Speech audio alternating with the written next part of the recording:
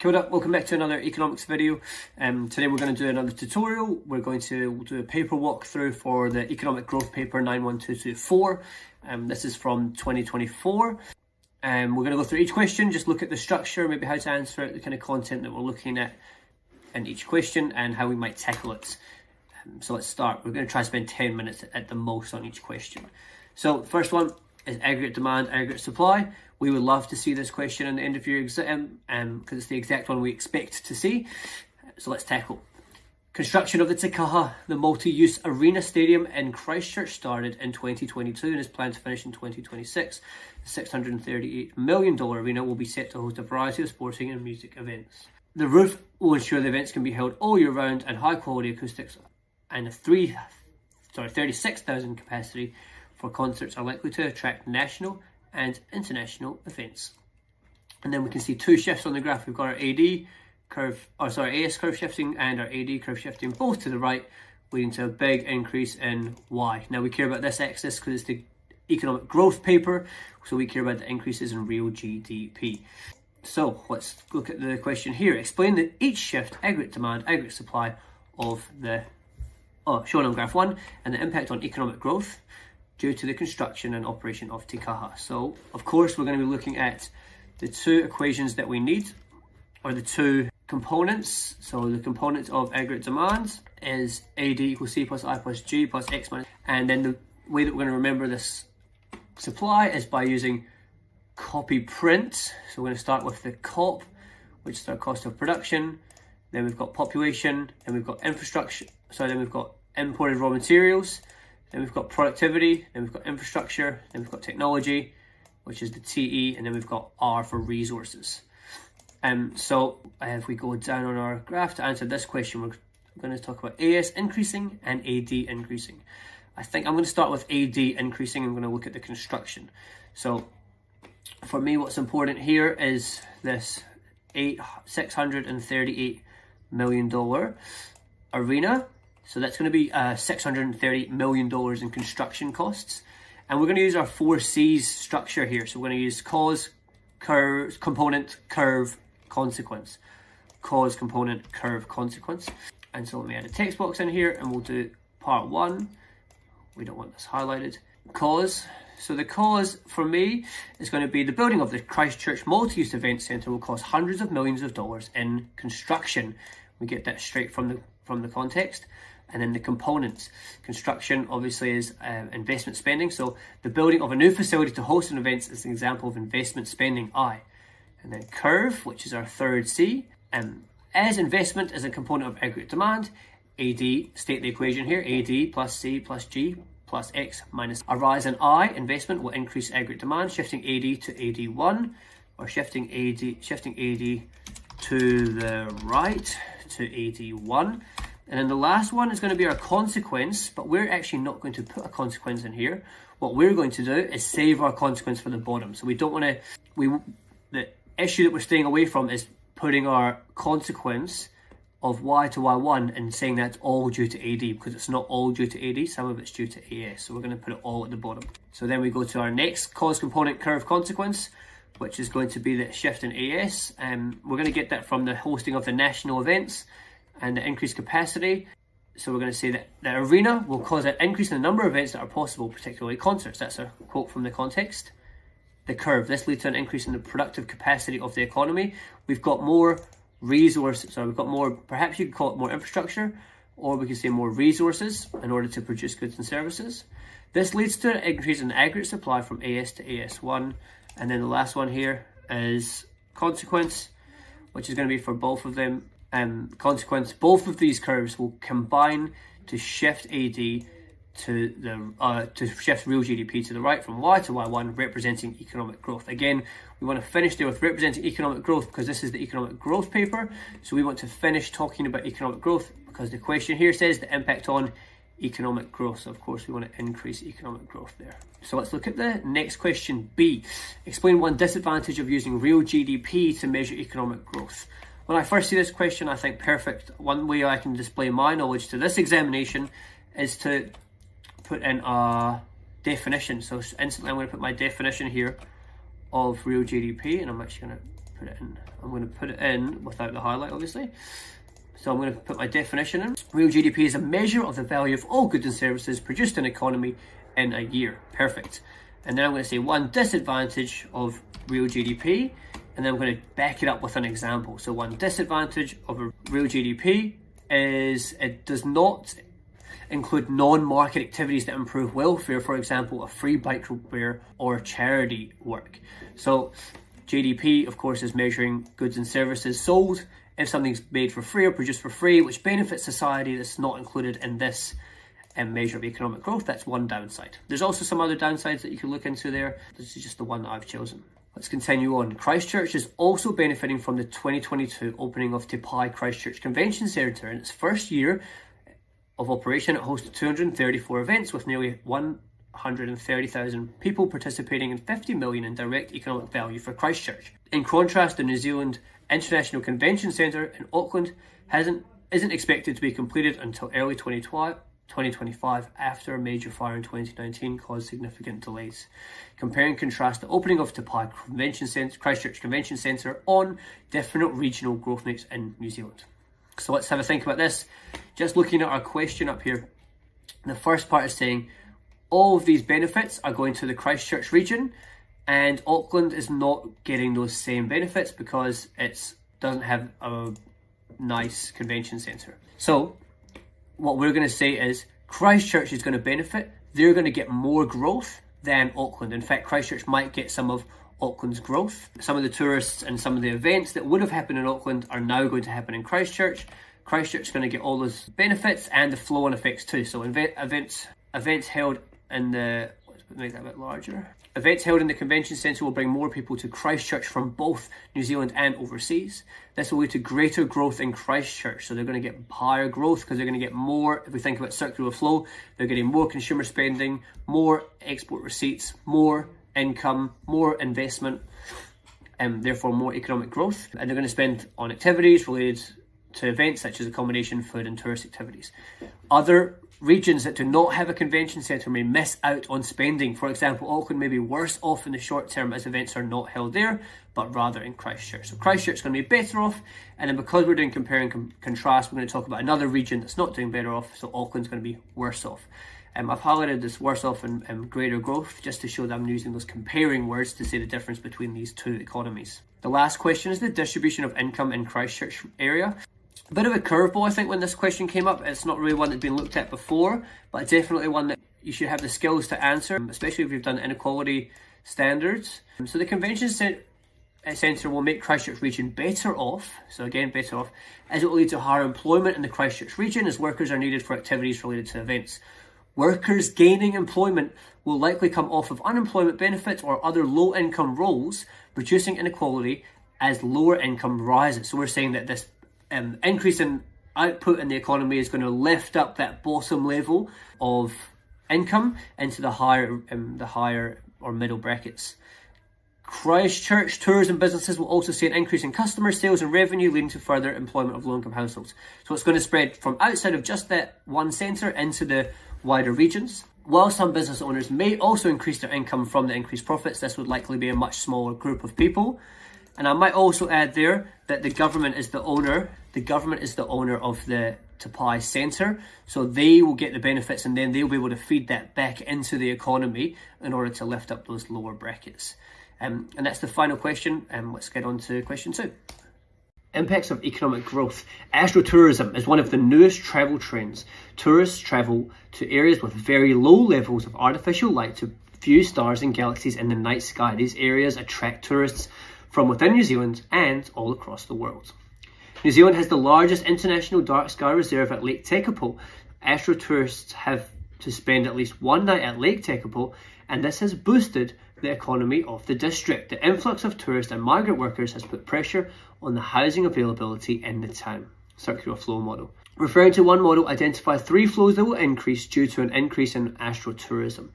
So again, my strategy in this question is always to identify 3 flows. So let's do exactly as the question asks. I'm going to go for an injection or withdrawal first, and my injection here is going to be export receipts. And that's going to come from this place up here where it says these areas attract visitors from New Zealand and all across the world. My second flow that's going to increase is going to come from the second part here, which is producers. And I'm going to put a side note over here. They're going to increase output, right? So as the producers sell more to overseas, they're going to need to produce more of those goods or services. So they're going to increase output. And then the increased output means that if we look at flow 1, let's mark that up with a... So the next flow that's going to increase is income. And that's because producers need to purchase more resources, such as labour from households. And then the third flow that's going to increase is going to be consumption. And that's for 2 reasons. The first one is the increase in, over here, these areas attract tourists from within New Zealand. So consumer spending at the Lake Tekapo.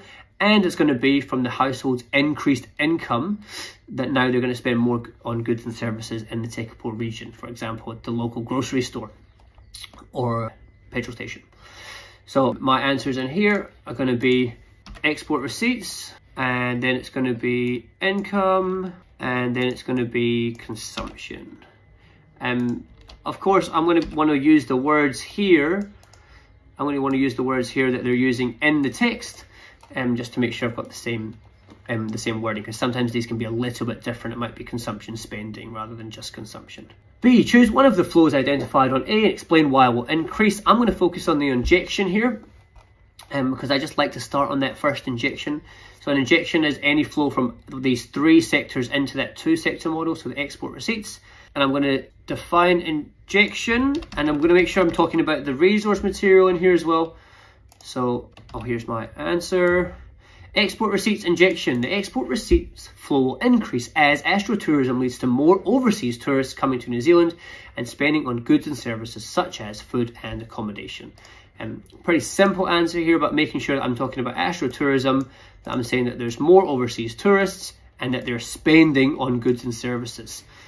Those are the key parts there. And then C, referring to Model 1, explain why overseas tourists visiting Lake Tekapo might increase growth more than a domestic tourist. This is an interesting question, but definitely makes sense.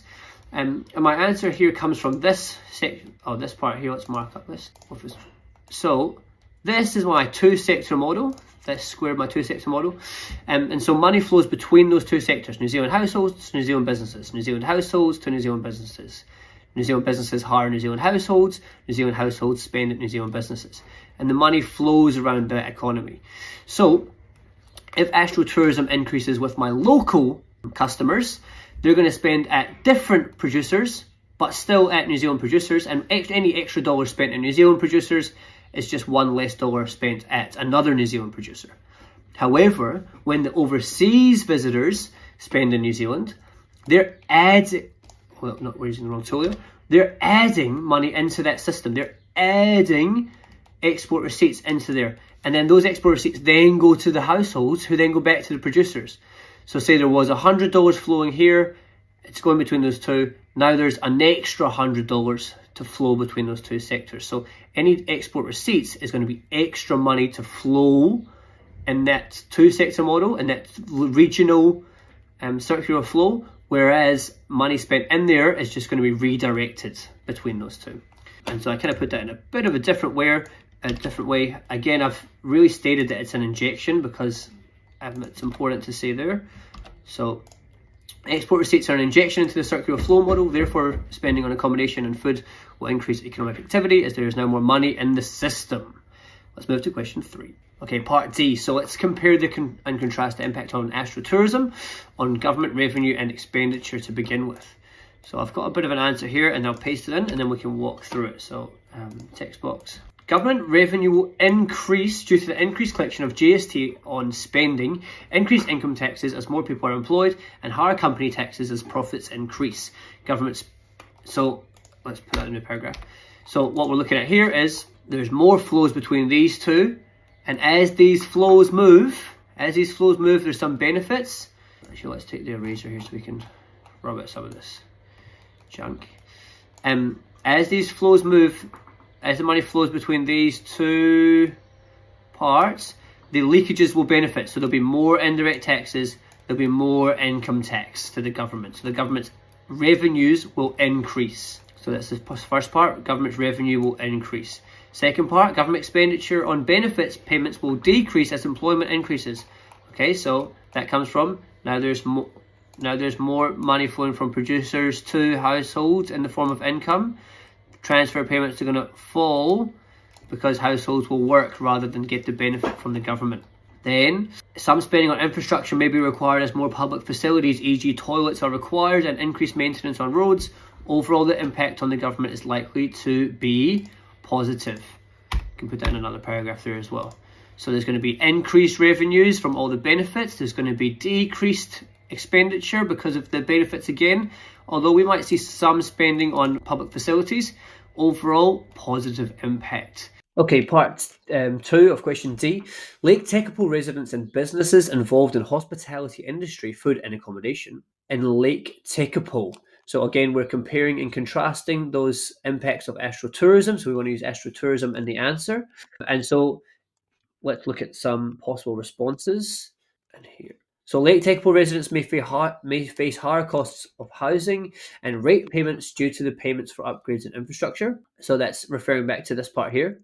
Some spending on infrastructure. They may be negatively affected by overcrowding at peak times. So Lake Tekapo is a small village. They don't really want people who live in a small village don't really want lots of customers or lots of traffic going through their village. However, residents who work in the hospitality industry will have more income and more hours of work. Businesses in the hospitality industry will benefit directly from increased tourism, tourists, increasing sales and profits. Households will benefit from the rise in the area. So to do compare and contrast, we've talked about the households being a little bit worse off and then being a little bit better off. And then using that keyword, however, and then saying benefits or costs for the two groups. Question 3, production possibility frontier. In 2023 or February, Cyclone Gabriel caused extensive damage to roading, water and farming infrastructure. As climate change is linked to more common adverse weather events, the ability of New Zealand's infrastructure to cope with these weather events has been questioned. When roads, bridges and other infrastructure are damaged, New Zealand's productive capacity decreases. A. Explain why a weather event such as cyclone leads to lower GDP. Include a definition of GDP in your answer. So let's have a look here. Oh, we don't want to copy and paste that. We want to copy and paste our answer to question A. So part 1 is define GDP. So we're going to say GDP, gross domestic product, the total value of goods and services produced in a country in a year. So gross domestic product, gross meaning total, domestic, when you fly domestically within a country or national. So total, national, and then product for production is the amount of produce that we produce. So the product, gross domestic product. So it's the total value of things we produce in our country and then in a specific year. The cyclone meant that the businesses were able or less able to produce goods and services because farms and orchards couldn't sell damaged fruit and infrastructure was damaged. So infrastructure being damaged is going to reduce our, if we think of our copy AS as copy printer, and we've seen that their infrastructure has fallen, and then we've got, so that means we've got less productive capacity. We can produce less goods. So option 1 is for the government to increase taxes to use the funds to spend on infrastructure projects that will help make New Zealand's infrastructure more resilient to these weather events. On graph 2, point A represents the current combination of spending on consumer goods and capital infrastructure goods. Point B represents the combination of spending if the government increases taxes to pay for infrastructure. So let's draw, and here I'm thinking straight away, let's draw these lines. Obviously not as straight as you will use them because you'll be using a ruler. And then we'll put some text boxes in here. We'll go point A, B, A, and B, and then B. On graph 2, label the opportunity cost of increasing taxes to increasing taxes to fund expenditure on infrastructure. And let's look at drawing this. So our opportunity cost is going to be, we were at point A producing this. We were at point A, and then we moved to point B where we were going to see an increase in spending on capital and a decrease in spending on consumer goods. And so because we're at the limit of point A, when we increase B, we give up some of A. So then this side here is going to be our op cost. I could have typed that. Our opportunity cost is this A to B. Referring to graph 2, explain why there's an opportunity cost of increasing taxes to fund infrastructure spending. So we want to start with where we started, start from the beginning, which is at point A, we're at full capacity. At point A, we're operating on the frontier of the production possibility frontier. So we're at full capacity or maximum capacity. Increasing in production on infrastructure, moving to point B, can only happen if resources are moved away from consumer goods as shown by the decrease in the production of consumer goods. So the idea here is at point A, we cannot move to this way because at this point we'll be functioning outside of the curve. So then therefore we must give up some of consumer goods of A in order to move to produce more capital goods at point B. Graph 3 shows the production possibility frontier that occurs if the government does increase taxes to pay for infrastructure. On graph 3, draw a production possibility frontier that occurs if New Zealand operates at point A. So the information here says at point B, we're going to move out to this new curve here because we're going to produce more capital goods. Those will be used in the future production of goods.